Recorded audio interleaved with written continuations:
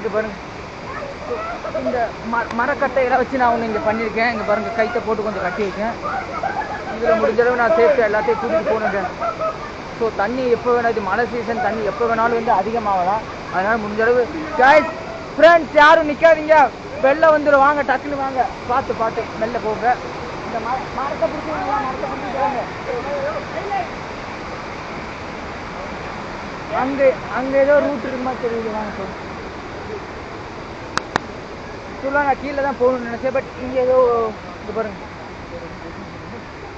நம்ம மனிதர் வாழ்க இடத்துக்கு பக்கத்தில் வந்துட்டு பாருங்க, ஏதோ வலையெல்லாம் கட்டியிருக்காங்க.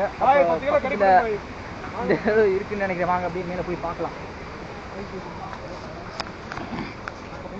பேர் கிரில்ஸும் அவரோட நண்பர்களும் ஒரு வழியாக நீரோடையை பின்பற்றி மக்கள் வசிக்கும் இல்லத்திற்கு வந்து விட்டார்கள்.